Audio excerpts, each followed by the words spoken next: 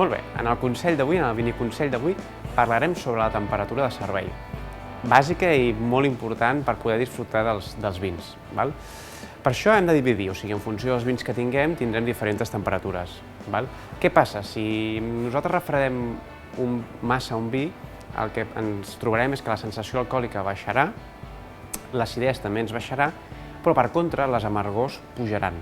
Per això, per exemple, els vins negres no és aconsellable prendre'ls molt freds, perquè com que les fustes ens aporten un punt d'amargor, aquesta baixada de temperatura ens les realçaria i, per tant, perdríem l'equilibri del vi.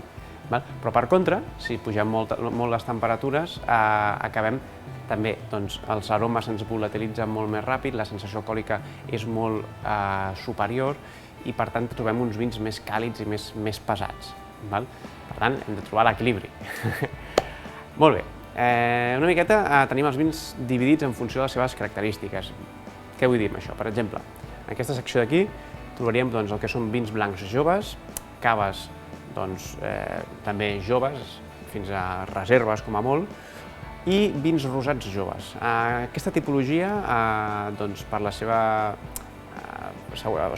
potència aromàtica i per la seva joventut, recomanem prendre entre 6 i 8 graus, sobretot no baixar dels 5 graus perquè després és quan ens comencem a carregar i perdre molts aromes dels vins i dels caves. Per tant, tot el que sigui jovenet, almenys, ho deixaríem sobre jovenet blanc o rosat, ho deixaríem sobre els 6 i 8 graus.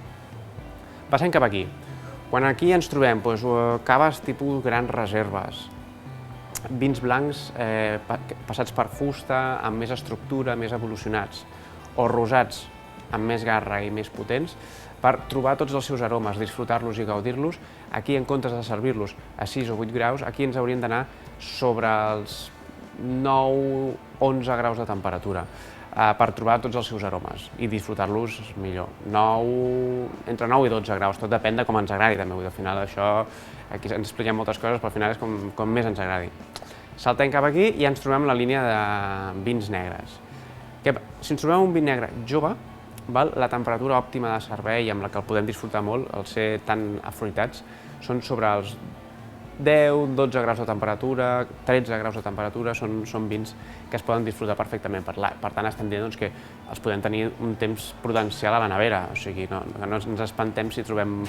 Podem posar 20 minutets a la nevera que per tant ja ens trobarà la temperatura ideal. Si per contra ja ens trobem amb uns vins que ja tenen uns mesos de fusta, uns mesos guardats en guarda, tipus criança, per fer-nos una idea, aquí ja la temperatura recomanada és entre els 14 a 16 graus de temperatura, d'acord? I després, finalment, quan trobem vins grans reserves, els clàssics com el que presentem avui, o vins pensats per guardar-se i tenir durant molt de temps, aquí el que recomanem és servir-los entre 17-18 graus de temperatura aproximadament, és una temperatura molt important. També recordar, i fer un petit apunt, que una cosa és la temperatura que estigui el vi i l'altra és quan el servim.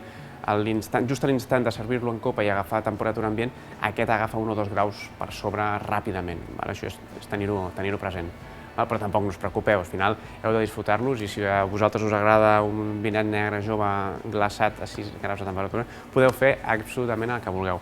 Després també recordar-vos que tenim els finos i les manzanilles, que al ser vins alcohòlics també el seu consum és al voltant dels 10 graus de temperatura aproximadament, i els olorosos i montillados entre 13 i 16 graus de temperatura per disfrutar-los i perquè el seu alcohol no se'ns acabi menjant el que és totes les seves propietats organolèptiques. Bé, fins aquí el viniconsell d'avui i, com sempre, a disfrutar!